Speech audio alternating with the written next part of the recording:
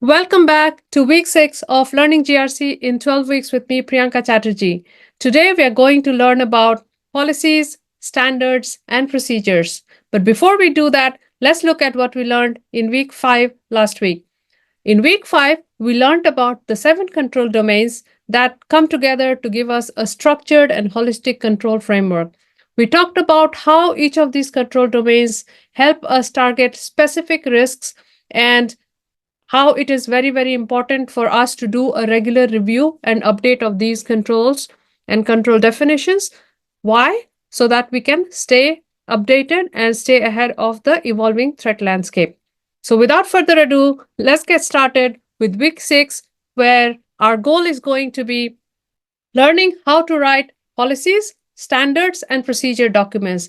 This is going to be a very, very fundamental session because this is where we actually start getting hands-on. And at the end of this session, I will also give or assign a practice task which you can use to apply the learnings from these tutorials. And definitely, if you want any feedback or for me to review that, please feel free to DM me on LinkedIn, because right now that's kind of the only way you could reach me, or you could put it on the comment section and I will try to figure out a way where we can get on a call and I can give my feedback on your draft. So let's get started with policy, standards, and procedures. But before we start writing or learn how to write a policy, standard, or a procedure document, let's take a moment to understand, why do we really need these documents, right? The answer is very easy: for clarity and consistency. But clarity and consistency of what? Clarity and consistency around what are our expectations from our people or from the third parties that we are talking with, or our partners. How can we meet these expectations around cybersecurity, and how to do the tasks in a consistent manner? So all of these documents come together to give us that structured and consistent way so that people are clear of what the organization is expecting them to behave like or act upon, what they should be doing and not should be doing. So those kind of things. So it gives a very, very great foundation around clarity and consistency. So policy, it sets the tone and high-level expectations around a risk or a control area. So last week we talked about the 7 control domains, but how can we make sure that people understand the expectations around each of these control domains? We do that by policies, right? Then one level down comes the standards. Now the policies, we said, policy is a very high-level document, right?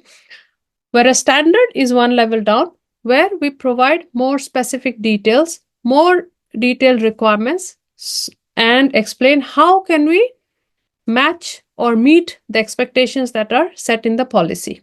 All right. And procedures are further one level down and the closest to the operations or closest to our day-to-day activities, because procedures give us the step-by-step instructions on how to do certain things. So policies will set the expectations. Standards will say, okay, this is my requirement. So to meet the expectation, these are the things that I would need to do. And procedures will tell us, how can I do those kind of requirements, or what are the tasks required to meet those requirements and policy expectations. All right. So let's look at some of the examples that we see in a very common organization level. So these are some of the policy names that you would see if you're already working in corporate or as you start working in an organization. These are some of the policy names, common policy names that you would come across, right? So here you would see that we have policies around access management, we have policies around acceptable use, what people are allowed and not allowed to do. We have policies around application security, cloud security, network security, server security, things like that, right? So here you can see how we have a policy touching the control domains, right? Now there can be more policies, definitely. There are more policies, but here, for the purposes of today's session, I've only taken a handful of them as an example. Now let's go one level down to standards. Now, if you notice here, we have got the access management policy here on the left. One level down, we'll have access management standards. On the left, you see the application security policy. And on the standard level, we've broken this down further because remember, standards go into much more detail. So you will notice that you have the mobile application security standards and web application security standards, right? Again, similarly, going back to server security, we've got Unix minimum security baseline and Windows minimum security baseline standards. So the reason I'm trying to break it down in this way is just to showcase that yes, you may have a very high level policy, but depending on how complex your environment is or how simple it is, you may have one or more technical standards or non-technical standards that will define what are the requirements I would need to take to match that policy, right? For example, I might have a requirement saying you need to configure user access, but the steps or the details behind that in a Unix based platform would be very different to a Windows platform. So, to make things easy and more relevant for the end users, right? For the people who would actually have to go through these documents and follow it, we try to break it down to a level where we can make things easy to comprehend for people. Now, moving on to the procedures, these are some of the examples. And again, just kind of connecting the line here, we see access management policy standards, and we've got an example here of user access creation process. Yeah, the access management in last week's session tutorial, we talked about that. It's about the life cycle of creation, how to maintain it, and all the way until a user leaves, right? So one of the processes is user access creation. Similarly, for application security, we have a process for, let's say, how to do security application security testing. From a network security perspective, how to configure a firewall, things like that. And for those, if you have ever done any system installations or server installations, you would have followed through, use what are called technical manuals or user guides. Those are also examples of procedure documents. Procedures are step-by-step instructions or instruction manuals. Yeah. All right, enough about talking. Now we go to actions, right? So for the purposes of today's session, I will take the line around or the cycle around the access management. So we'll look at the policy, standard, and procedure and learn how we can write that. Now, before we do that, I just wanted to take a moment and just point out that doesn't matter however small or big your organization is, please aim to have a minimum of an information security policy, right? Why? Because you have to, once your organization is more than 2 to 3 people, it is better to set the tone or set the policy around what are the expectation, how do you expect people to keep the data or the information secure and to use the systems in a secure manner. Okay, so I just wanted to kind of point that out. But in today's session, we will not look at an information security policy example, but we'll stay on the access management lane. And the reason I chose this as an example for our tutorial is because this is one of the key controls and one of the most common controls that you would see irrespective of the size of your organization. Okay, the document can become simplified or complex depending on where your organization is at, but this is a control that you will see in every single organization, right? So without further delay, then let's get writing. Let's start by looking at access management policy. So I know that a lot of people can create prettier documents than me, but I think over the years I've mastered the art of actually writing the documents. So anyways, getting back to it, with any documents, I like to put the company logo or at the top of the document in the header section. Now, this may vary depending on the branding guidelines that your organization may have. right? Which may also determine the colors, the fonts, and everything that you can use for an official document. But let's getting back to the tutorial. This document is called the Access Management Policy. Okay, and here you will see the version 1.1. I like to put the version on the title page as well, because then it tells the users or tells the reader if it's the latest version that they are reading. So before we start with the details around actual policy statements and what to write and what not to write, for learning how to write a document, it is very, very important first to understand how to structure it. So this here, the table of contents, this gives us a good start, and this is how I prefer to structure my policy documents, right? So here, the first section you would see is about document control. Now, document control is nothing but it is a set of information which tells us how the versions are moving. Now, why do we do version control? So that we can track the changes that's happening and we can convey it to the readers or end users as to what could have triggered the change or what has changed in the next version between versions, right? Then comes the approval matrix. Approval matrix is nothing but the information of who in the organization has reviewed and approved this particular version of the document. Okay, and just stay here with me. As we go along the policy document, we will see what exactly goes into that. Right now, let's focus on the structure of the document itself. Okay.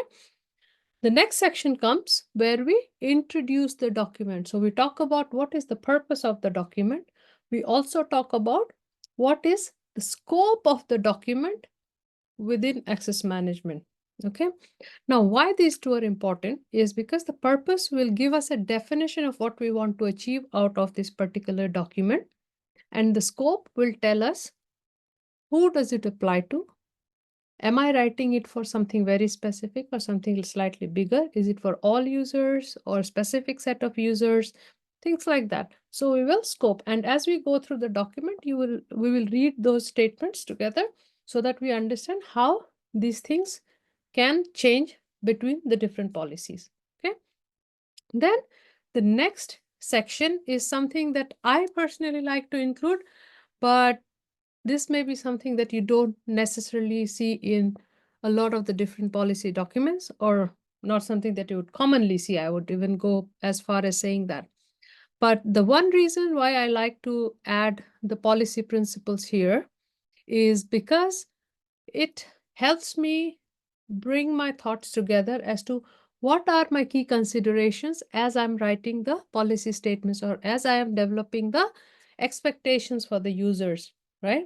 Because like we talked about in the last week, the control domains are quite big and cybersecurity in general is very fast. So when we're writing a policy document or any document for that matter, it is very important for us to set clarity in our own minds and provide clarity to those who are reading the document as to what are our guide rails or what are our key considerations to as we develop the expectations or the policy statements. All right. And then the next section are the actual policy statements, or these are the expectations.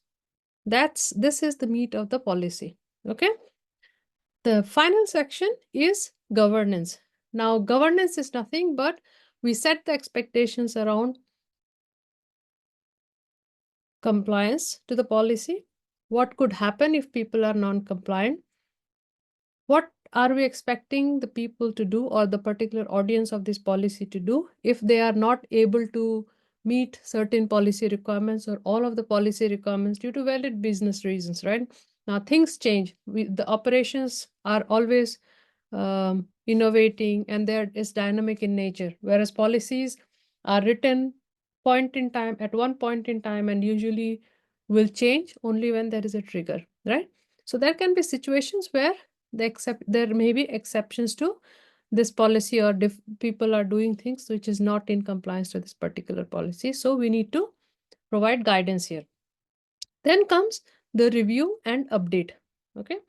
In the review and update, we talk about how often are we going to look at this document so that we keep it updated in line with the changing risks, changing business operations, and any other key dependencies.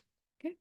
And the final one is roles and responsibilities. So what are we expecting? Who are the key people we are expecting to do what in relation to this particular policy document?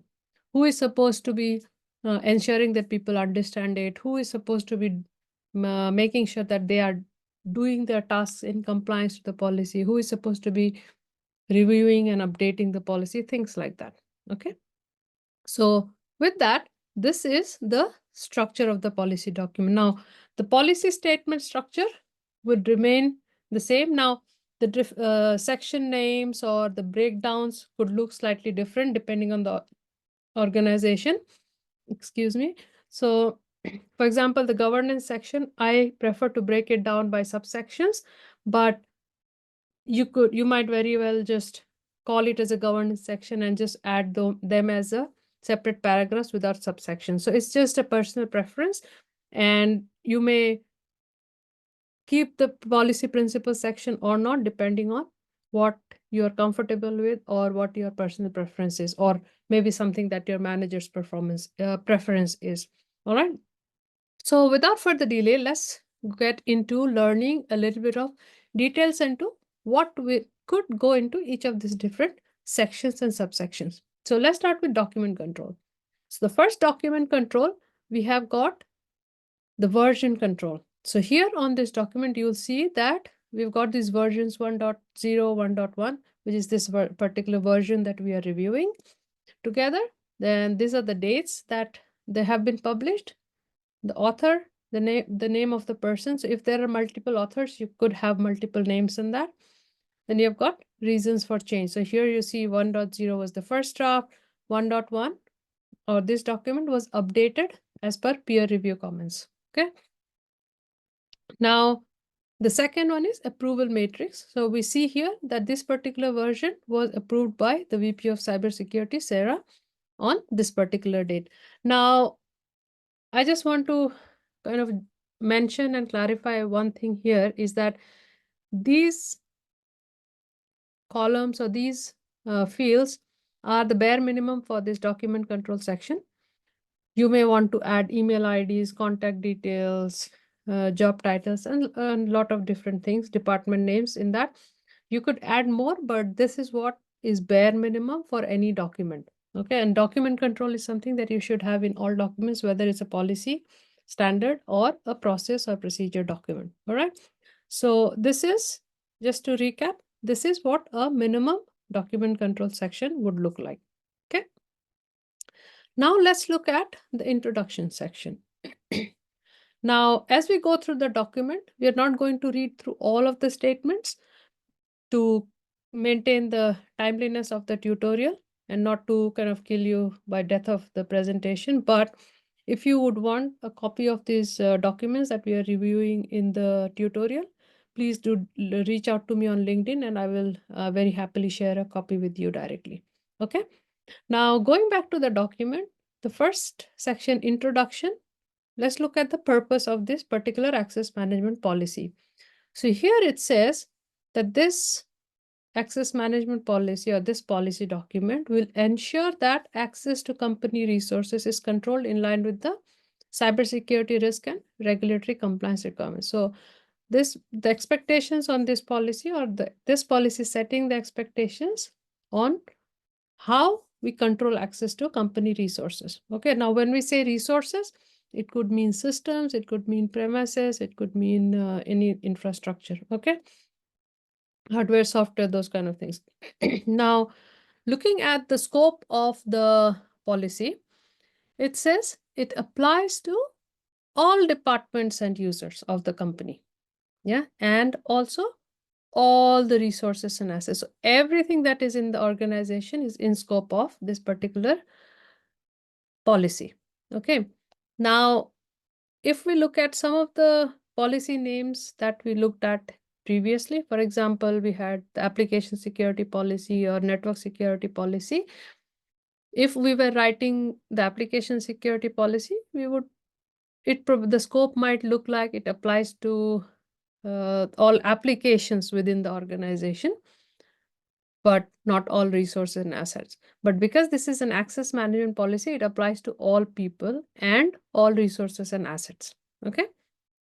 So this is how you would change and tweak the scope section. Like, what exactly is this policy about? And is this about a specific set of users, a specific set of resources or assets, or specific type of business process? What is the policy about? Okay.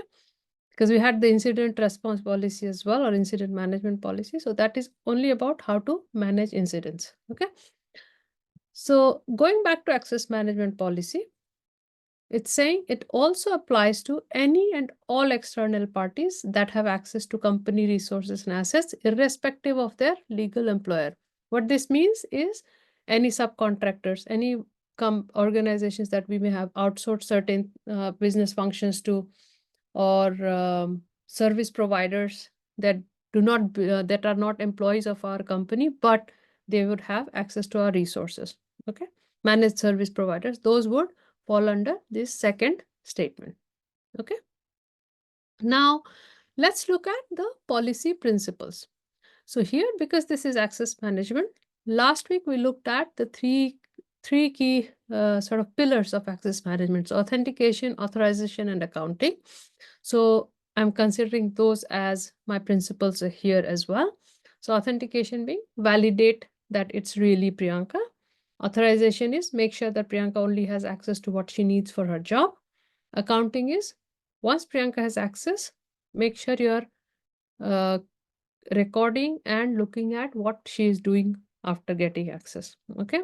And I'm not being naughty. And because this is access, I also like to bring in the angle of privacy. Why? Because access to the data is and systems is very, very important control to maintain privacy of a particular data. Okay. So when I request for access, I need to make sure, or someone has access, I need to make sure that I'm not breaking any privacy laws there or rules there. All right. So that's about the principles. Let's look at some of the policy statements. Okay. Now here, as we go through that, you will notice that I've broken down the statements into further subsections, if you like, yeah, or subcategories. So this section is for general. Now, why I call it general is this set of statements, so 1 through 16, this will apply to any and all type of resources and assets, yeah, because whether you have worked in technology or not, you would appreciate that different types of systems and different types of resources may have work very, very differently. Not may, they work very differently. So, but there are these policy expectations or these set of general statements, policy statements, are my expectation irrespective of the type of resource that we're talking about. Okay, so let's look at some of it, for example, okay, which we will use it for correlation as we go through standards and process documents. So the first one being all accounts and user identity must be uniquely identifiable to ensure account owner must be clearly identifiable. So we are saying that this is around the validating part. So I should be able to uniquely identify every single account. Okay. And there's a concept of account ownership here as well. Okay. Then let's look at this one, number 5. The use of accounts or user ID must be monitored. So that's the accounting perspective. Okay. Then we are saying that ensure that systems automatically audit account creation modification. So this is around what's happening to the actual account. When is it created? Is it changing? Are we disabling it? Are we deleting it? Those kind of things, those actions should also be audited. Okay. Then here, number 12, we see we have got the principle of least privilege. That's around the authorization and privacy principles. Okay. Then we have here, this is quite an interesting one. Okay, because the privileged users or privileged access is one of the most commonly used attack vectors, I would say, where the attackers are able to escalate your rights or authorization to do things that they're not supposed to be doing. Yeah. So one of the policy, and hence one of the my policy requirements is that we should restrict the access to privileged accounts to identified roles only, and that the non-privileged users, so normal users like me, we should not be able to execute privileged functions. Now, some examples of privileged functions are administrative access, or people with ability to create and update settings on a machine. They may not have full admin access, but they may be able to make changes to the configuration or have access to all of the data on a particular machine, things like that. That would come under privileged access. Okay. Now, here, as we go along, so those 1 through 16 were general policy expectations or statements, right? Now, here you will see I've also included or broken down the policy expectations into what are we expecting if we are talking about a remote access situation. Okay. What are we expecting if we are talking about a wireless access situation? And how about access controls for when we are using accessing resources using mobile devices, whether it's company issued or personal mobile devices? Okay. And then we have got finally access to external information systems. Sometimes we have uh, systems which are not necessarily installed in our data centers or not fully owned by our organizations, but things that we may be accessing outside, like SaaS solutions or hosted solutions, your subscriptions, the tool subscriptions that we like Gmails of the world, right? So what am I expecting for access to external information system? So that is also included. Those expectations are also set as part of this policy. Okay. Now you could add more subsections depending on your situation. For example, if you want to include access to network devices or access to Windows machines or things like that, right? So you could add certain things, but please try not to add very specific details to the policies, because then we lock ourselves into that policy and we cannot operate the environment in a flexible manner. Because see, it is, you can have more than one way to achieve the fact that you need uniquely identifiable mechanism for an account or a user ID, right? Now, uniquely identifiable could be my first name, last name, or it could be a code that you give me, it could be my employee ID. But if you write it in the policy that it has to be the employee ID, let's think of a new tool that we buy, but it does not support that particular kind of user ID. What will we do? We are going to be in a soup, right? So always try to keep the policies really, really high level. If if you think of, or if details come into your mind, take it down to the standard documents. Okay. And that is where I see a lot of people kind of locking themselves in and making their lives more difficult than it should be, that they try to put all the technical details in a policy document, right? Because the way that you can achieve a particular protection, you can have many ways, right? But if your policy says that this is the only way I am going to do things, it does not, it takes away the whole flexibility from your side. So you are frustrated because you wrote an overly detailed policy. The user is frustrated because now they have got a set of systems which cannot, or which technically cannot do things as it's been defined by the policy. So I would always say keep the policy to as high level as possible, so that you have more flexibility on how to do that or what the exact steps could look like. Okay. All right. So next, moving on, we have got governance, right? So governance, like we said, first is what are the expectations around compliance to this policy. So here you see, we are saying that this policy is mandatory for all users. right? So everyone has to be compliant to this policy. And non-compliance may lead to or may result in disciplinary action. Now, what that could mean? So we give some examples, not limited to access. You may lose your access, you may lose your job, or you may have other legal consequences. Okay. So that is my expectation around compliance to this particular policy. Okay. Now let's look at exceptions. Now, exceptions is nothing but situations where, because of valid business reasons or technical reasons, I cannot comply to some part of the policy or all of the policy for that matter, right? Because when would be a situation where you will be not in compliance to the entire policy?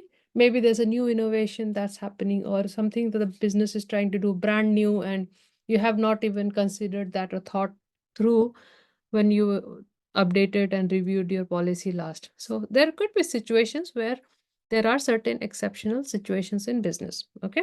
So in this particular case, we're saying that exceptions, questions, issues should be raised to the cybersecurity team. Now, this could look very different depending on organization to organization. Now, some examples could be some companies may ask you to raise a ticket using one of their ticket portals, or some people say, okay, send an email to the X team, or some people say fill a form. Some companies would say fill a form, things like that, right? Or some companies who have GRC platforms or GRC management platforms, automation platforms, then they may manage the exceptions process through that. Okay. But irrespective, we have this section called for or subsection for exceptions where you would basically give the guidance to the users. Okay. The next one is review and update. So here we see that this policy, we are saying that we will review at a minimum on an annual basis, or at a time of any significant changes to company operations or development in the technological ecosystem. Okay. Now, it is very important to understand that we set a frequency, a minimum frequency, where we know that we will come back and look at it at least one time in a year, in 6 months, or whatever that frequency is. Now, typically, at minimum, all industry standards or all regulations require you to look at the policy documents once in 12 months. Okay. I would prefer not to say I will review it every January or I will review it every March, because then again, you're locking yourself in. So giving yourself, using the terms like annual or half yearly, gives you flexibility of 6 months or 12 months, right? Or the other time, if you are not doing it or if there are significant changes in a business which requires you to go back and change the way you're doing things, right? So remember the feedback loop between the governance, risk and management and compliance. So if any of the triggers come, or if there are significant changes within your operations, the people are just suddenly migrating to cloud, or people are coming back from cloud to the data centers, when there's significant changes like that, then it's a good time to go back and check if my policies are still relevant, if there are things that I need to change, need to remove, need to add, things like that. Okay. So the review and update statement would typically look very similar from document to document, or policy to policy. But the one thing that may change is the frequency. How you decide the frequency is how much change are you expecting in this particular control area. So if you are starting to do something very new and you feel that things would change very, very rapidly in that particular one, then I would say put a half yearly review. I would recommend not to go below half yearly, because otherwise it will be too difficult for you to manage and maintain. Okay. Because it's not just about writing, it's about communicating, it's about making sure that people understand. So all those things take time. So choose between half yearly and annual. Yeah. Okay, let's next, going back to roles and responsibilities we've got. So here I put two examples, but you could also have more. You typically have more than one. Now here you'll see, although the end of document is here, right? And there's a reason I've put that is I wanted to show you two ways of how you could write roles and responsibilities. So you could either do a word version of it, like how I've done it here. So it says all employees must be aware of their responsibilities of protecting data. So this is all employees' responsibility. And this is what the managers and supervisors are responsible for. Okay. Now this same thing, when we can transform into what is called a racy matrix. Okay. Now racy matrix is nothing. So it's racy or RACI is short form for responsible, accountable, consulted, and informed. Okay, so this is basically who is doing what, whose responsibility is it. Responsible party is the person who will be doing the tasks around this expectation.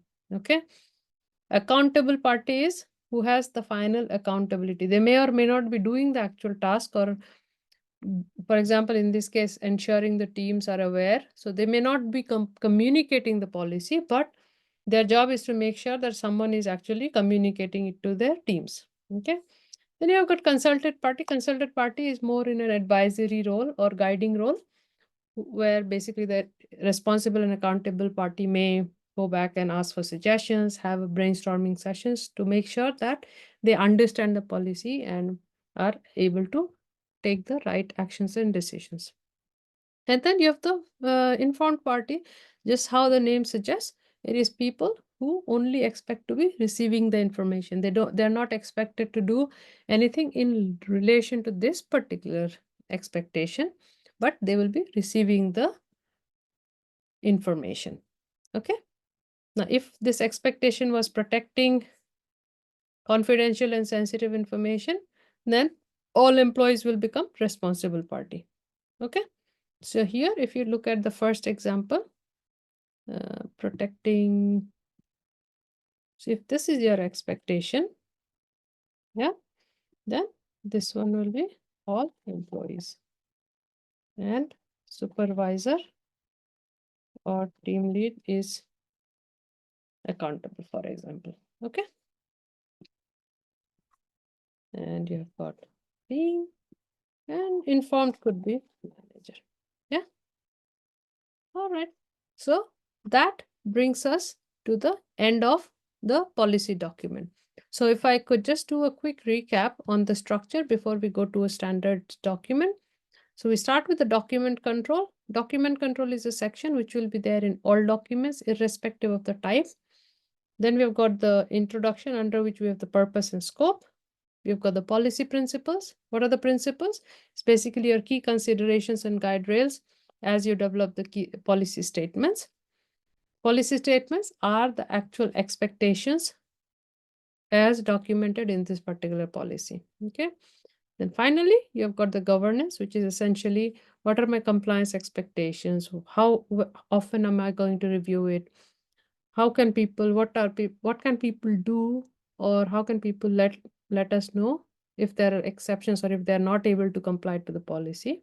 And who is supposed to be doing what in terms of roles and responsibilities? Okay. So that brings us to the end of the policy document. Okay. So at this point, if you want, you could go back and rewatch this section so that it sinks in a little bit more. Okay. And if you want, as I was scrolling through, you could stop in certain sections, and so that you have more time to read through certain that particular area. If you want, again, just a quick reminder, if you want a copy of this document, please feel free to connect with me on LinkedIn and send me a request on DM. I will send you a copy across. Okay. Now let's look at access management standard. Okay. And again, similar to the policy document, this is the title page. It says the name of the document and the version. The company logo is at the top. Let's look at the structure of the document, of a standard document. Okay. Like we said, document control goes first. We have got the introduction section. It also structure-wise looks same, purpose and scope. Then we come the standards, okay, the actual statements or the requirements. Now you may see them, this you could name this section as standards, or you could also call it requirements. Okay, it depends on what you prefer. I call it standards, but I've also have got people, I've also worked with people who just like to call it requirements. Okay, then the next section is more for reference and for cross connections, cross references, because when we looked at some of the examples of policies, procedures, and standards, we said that you could have one standard mapping to multiple policies, or you could have multiple standards to give requirements for one single policy, right? For example, the application security had web application security and mobile application security. So that's why we have this section for reference policies and industry standards here. Okay.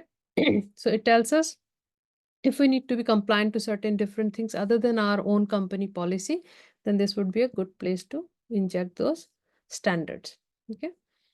Then the final one, again, similar to the policy documents, your governance section. Okay, so the governance section is exactly the same, or the purpose of the governance section is exactly the same as the policy document. What is changing is the details behind it.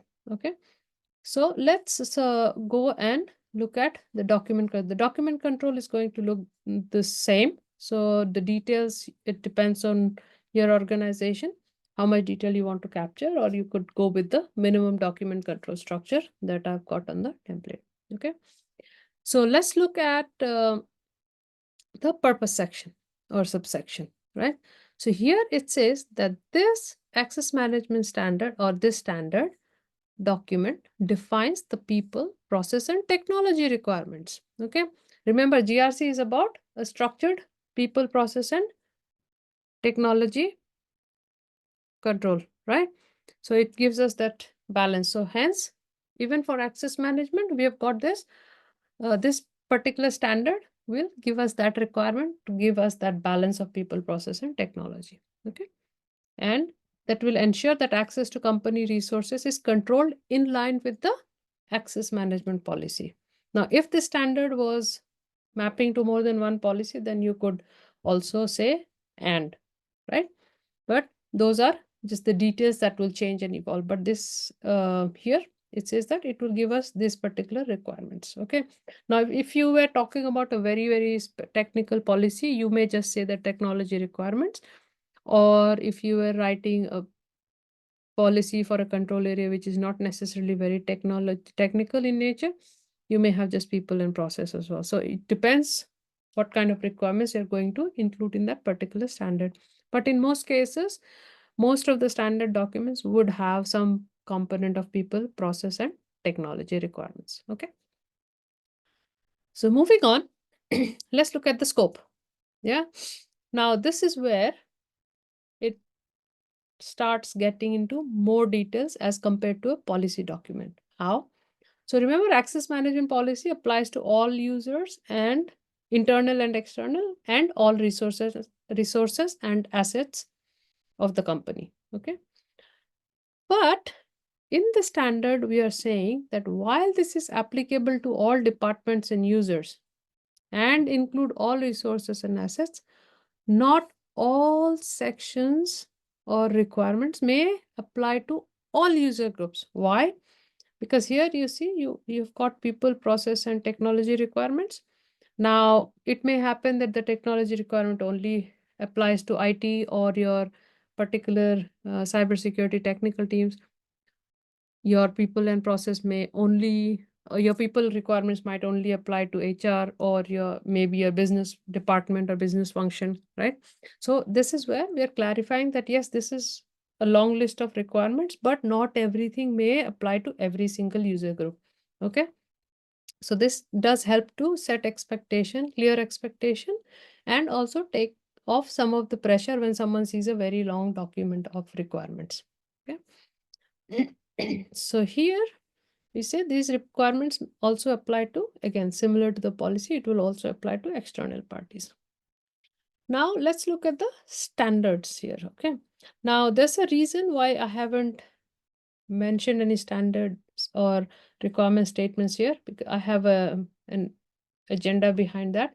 So I'll come back to that. But here you see the reference policies and industry standards. Here you see we've got, apart from the access management policy, we are also referencing these three other things. So one is our information security policy, and one is an industry standard, ISO 27001, and the last one is a regulation. So this is just to showcase an example that your requirements could come from a lot of different places, but you have combined and compiled them in one document for easy readability, easy access, and easy comprehension. Okay. Then comes the compliance. Now, compliance is, now this is an interesting element I want to bring, which will again vary from policy to a standard. Okay. Now, compliance to the standard is critical. We are not saying it's mandatory. Now, it is saying that it may be acceptable if a certain requirement can be met using alternate methods. Now, these are techniques where we bake in flexibility into our approach. Okay. If we say that, and again, going down to very, very specific ways, like this is the only way you can meet this requirement, is going to be very restrictive, right? And it does not support innovation. So we put requirements in a way so that we can go down a few different ways of actual technicalities, or we can play around with defining the process in many different ways, but still be compliant to this, or still meet the requirement. Okay. So this is fine.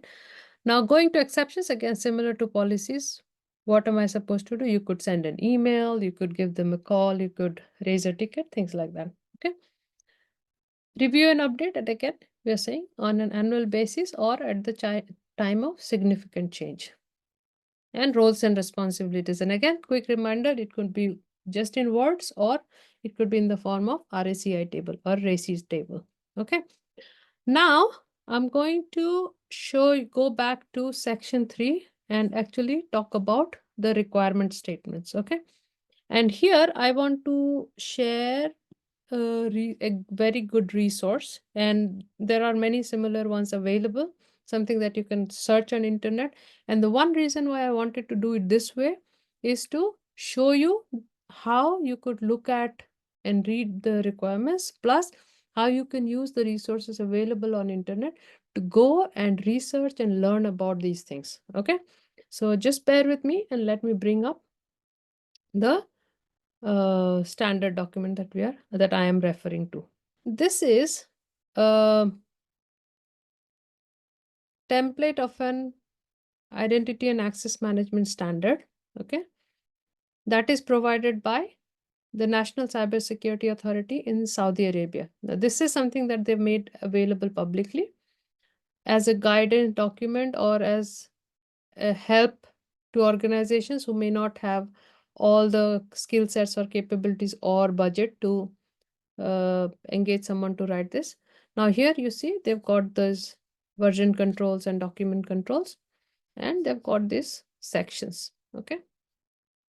So here you see they've got these three as different sections, but in our case, in our template, we call it governance and then have subsections, right? So how you structure is you can be flexible with that, but just make sure that you're covering those specific key concepts.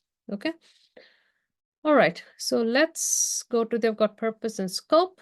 Okay, let's go to the standards. Okay, so here you say the first one is user identity. So if you remember in the policy document, we talked about, or one of the expectations was that all accounts or user IDs must be uniquely identifiable. So we need to establish user identity. Okay, so these are the requirements for that. Okay, so what happens is this is the first, to manage a unique identifier for individuals using particular organizations' IT systems. Okay. Now, requirements, you'll see that they have broken it down. It said must appoint a process owner to define the process of issuing all personnel with a unique user ID. So first is they're saying there must be a process. Okay. Then it says process must be defined.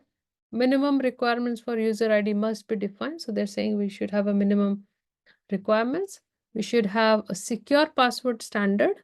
And again, there's a section below, which is setting the minimum requirements.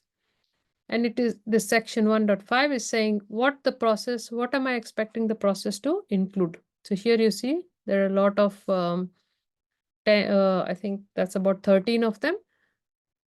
These are the requirements that we expect, or the standard is expecting that process to include. So it should have a racy chart or roles and responsibilities. It should have a process of how a new request is submitted, who can request for it, who can create user ID, and a bunch of other requirements, right? So, and it also says these identifiers must not be generic or shared. And so as you go through that, and you can do, I'll put this link in the description section below. But when you look through that, you'll see the first one was user identity. Then you have authorization. As you scroll down, you'll see the various expectations being met here on the requirements. All of these different sections. So here 3.5, the password standard should be this. So they've provided some guidance or requirements for passwords here as well. So similarly, as you go through you'll go through access management, what's happened, privileged user access. So we talked about privileged access, and in the policy document, then we would have somewhere segregation of duties or remote access management. Then we have, yeah. And again, for the standard, they have got the roles and responsibilities. Okay. So there would be a lot many. So this is one of the documents that I think is quite well written. But as you go and as you research the internet, you can find a lot many more examples and templates and sample documents that you can use for your own self-learning. Okay. And that was one of the purposes why I did not add specific standard statements in the template that we were reviewing. Okay. So now we have looked at the policy and standard. Okay. Now let's look at a procedure document. Sorry, here. So here you see, for the purposes of our tutorial, I decided to go with user access creation process. Okay. And again, similar to the documents, you've got the logo at the top. You've got the version on the title page here as well. Now let's look at the structure here, okay, of a process document. Now, what is a process document? Process document is nothing but a step-by-step instruction manual of how to do a particular task consistently. Okay. So the first one, document control, goes without saying, it goes without failure. Now, the process document usually has fewer sections than a policy and standard document. So the first one is introduction. So introduction always sets the tone for the document, tells us what is this document for, why should we be using this document, right? Then we've got the process workflow. Process workflow is nothing, but it gives you a view of the end-to-end flow of this particular process. So user access creation process. Okay. And it'll also give you insights into the different stakeholders that are involved and things like that. Then we have got process steps. Yeah, process steps are the actual instructions that the user of this process document will need to go through to create a user access. Okay. And then finally, the references. So references are again for cross references, because a lot of the times we may say that do it as per another process document or another standard document. For example, we saw that the access management standard is saying these are my requirements for password, right? But we cannot include that in every single process document. So we would just use a standing statement saying create password as per the requirements in the standard. Okay. So let's look at the process document. So the document control we already talked about. So I'm going to quickly skip through that. The introduction section, we have got, it says the user access creation process document, or this process document, provides the detailed steps that an identity and access management, or an IAM analyst, so this is one of the roles within the cybersecurity team, can follow to grant access to end user machines, desktops or laptops, and company email. Okay, so this process is very specific to access to desktop, laptop, or emails. Okay, for requesting access to other applications, please refer to the relevant process. Now, and a company would have more than can have many applications. What this document is clearly setting the tone that this will only cover steps for this. If you want access to any other application, you'll have to look at the other respective processes. Okay, so let's look at the process workflow here. Now, the process workflow is usually depicted by a flow diagram, okay, or a flow chart, if you like. So here you'll see the blue section here. This set tells us who are the stakeholders within the process. So here we have three. So one is IAM analyst, the next is users manager, and the final is either new user or HR. Now, the process starts by raising an access request, okay, using the ticket portal. Now, it could be ticket portal, or you could create a physical form and submit it, or you may send an email depending on how your organization works. Not every organization has a ticketing portal. A lot of the times it's just emails or physical forms, okay, but emails are more common. So after that, it goes to the user manager whether for approval. And I'm sorry, I forgot to add the response if the request is not approved. But considering that this is a new user and authorized user, if once the user manager approves, it goes to the IAM analyst for execution. Okay, so IAM analyst is the main audience for this process document, and hence you'll see most of the steps belong to the IAM analyst. So what will they do? First is they will pick up the ticket or assign it to themselves so that they can work on the actions. Then they will review the ticket for if it has all the information that they need. Okay, so once they have confirmed that they have all the information that they need, they will then execute the technical steps that is there in the section 4, and we'll look at that in a moment. Once they have completed the task, they will update the ticket and send the credentials to the manager. Okay, then the manager will share the credentials further to users and or the account owner, and that's the end of the flow here. I've created a very simple flow here. Now it may look very different or simpler or complicated based on your particular organization type or organization, but this should do the job for the purposes of the tutorial. Process flow, you is basically who needs to do what. So who needs to approve? Sometimes only manager's approval is enough. Sometimes you need 2-3 different approvals, especially in the case where you're asking for privileged access or system admin access. You would typically need more than one approvals, okay, in most organizations. Now let's look at the process steps, okay. Now this is the meat of the process document. It says for a new user, you will need to create a unique user account on Active Directory. Now, Active Directory is a technology that is widely used by organizations to centrally manage their user accounts. Okay.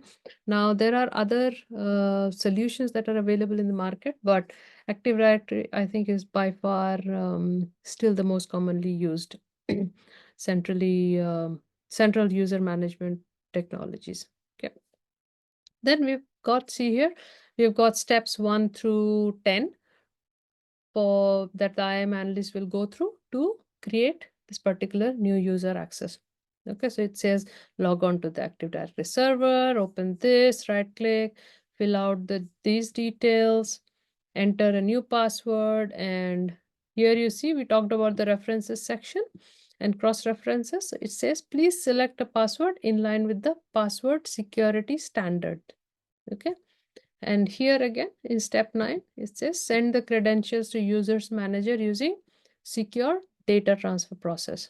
And here you see in the references we've got these references. Now typically you would have a hyperlink either here or in the references section so that someone can easily go to that particular other reference document.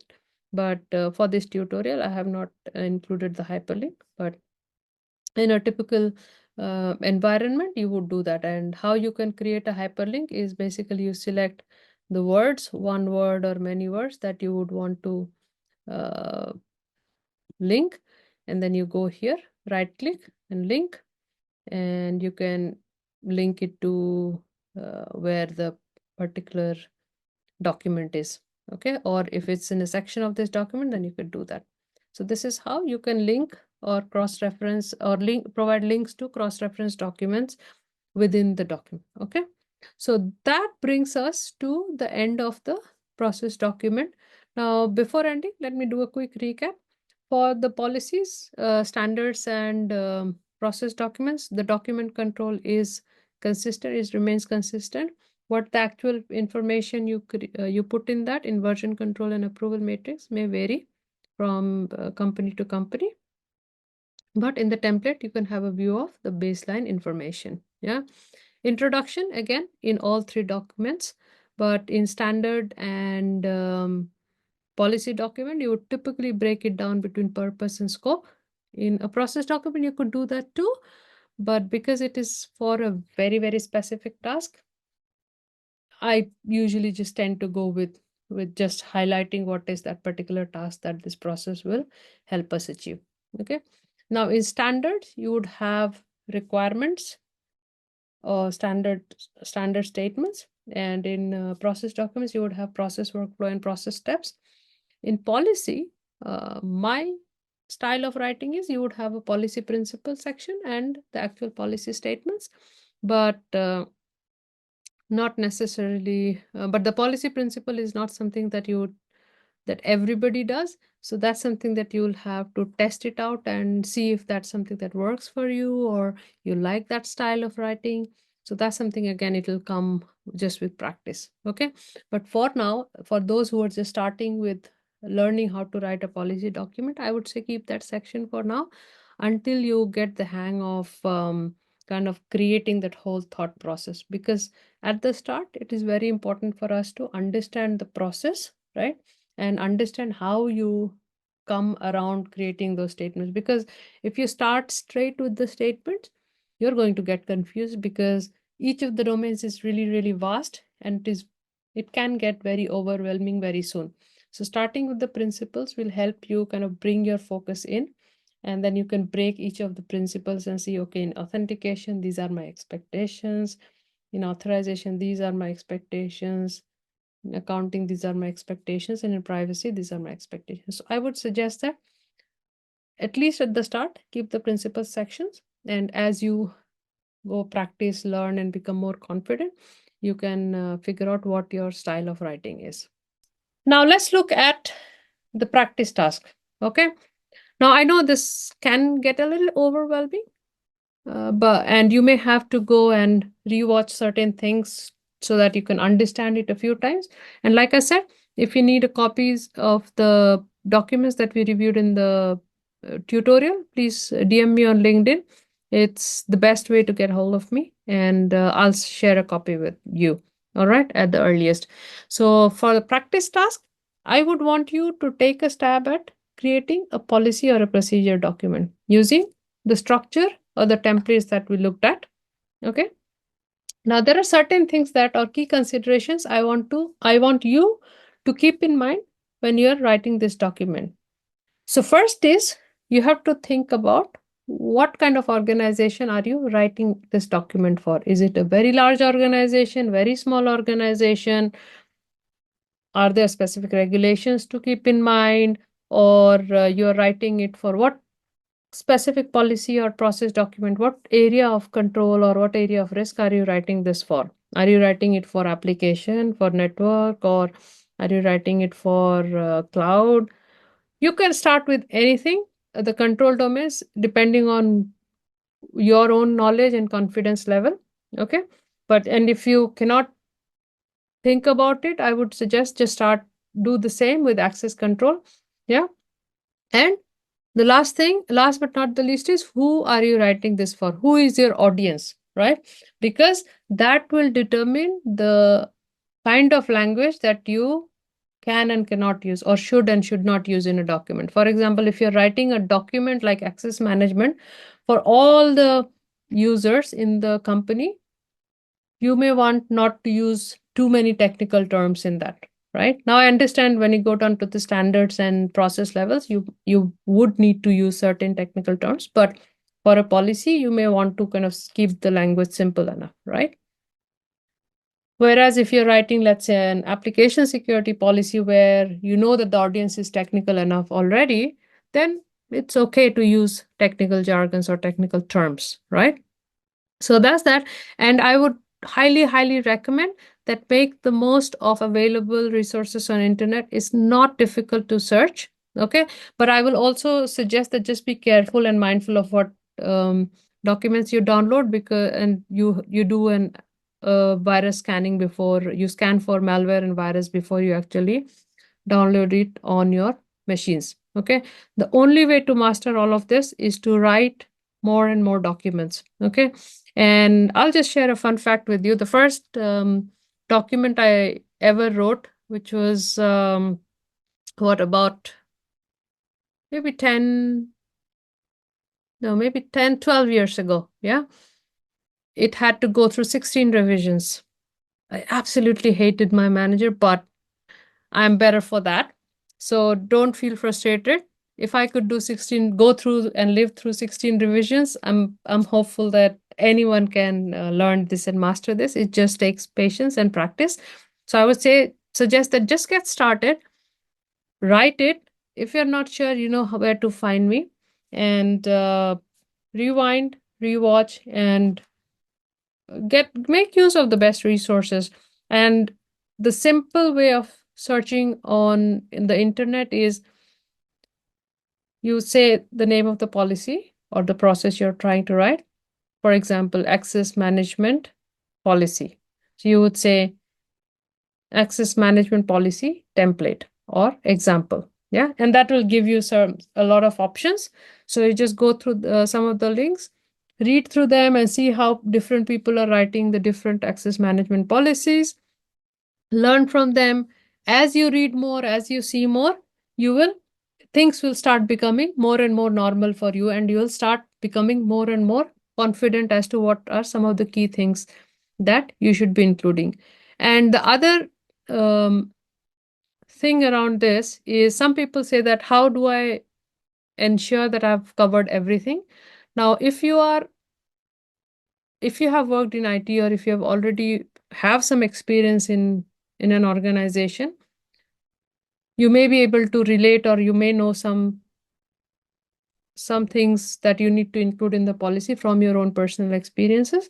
But if you're really new to your career, or you have not worked before, or you have not had a chance to come across a policy document or a process document, hopefully you have seen a process document. But if you have not seen a policy document ever, doing practice will also, when as you read through the different policy documents or different examples of policies and standards, you will also come across lines that you don't understand. So that is your opportunity where you go back, research those terms that you don't understand, and start building your knowledge. Okay. So with this task, practice task, and the knowledge from the last tutorial around control domains, you need to build that habit of going back and researching on the internet, and building on your knowledge as to around all the different control domains, all of the different things that will work. Okay. So with that, I will start to wrap up the tutorial today. I hope it's not too overwhelming. And please believe me that with practice, you will definitely get better. And you know where to find me for help. But let's do a quick recap of what we did in this today's session. We looked at what the structure around the policies and procedures and standard documents are. We looked at how the policies set the high-level expectations around each of the control domains or risk areas. The standards will give us the detailed requirements on how we can meet the policy expectations. And the procedure documents are step-by-step instruction manuals on how to do those tasks in a consistent manner. Okay. And the purpose of all of these documents is to give us clarity and consistency of how we are managing the different risk and control areas. All right. So, with that, I will say thank you so much for staying with me so long. And I hope that you're learning from all of these sessions. Now, the only one thing I want to mention is that I am creating each of these tutorials with a hope, and I'm building it week on week. So if you have missed the previous sessions and if you think something is not adding up, I would suggest go back and watch one of the previous weeks where and it'll help you kind of clarify a lot of the different things. So next week we will look at risk frameworks and the human factor. Now, we all hear and say that the humans are the weakest links. I feel that is also our strongest link, our strongest factor. So we will next week is week 7, and we will look at some of the risk frameworks and human factor. Okay. And if you have not already done it, please subscribe to the channel now so that you can get notified as I publish each of the tutorials week on week. So we are already halfway through, and I can't believe this now. As I look at the number 7 on my screen, I'm thinking, oh my God, I thought I just started, but we are already halfway through the series. And thank you so much for staying with me. And with that, I will say say goodbye, and thank you so much for staying with me. Thank you so much.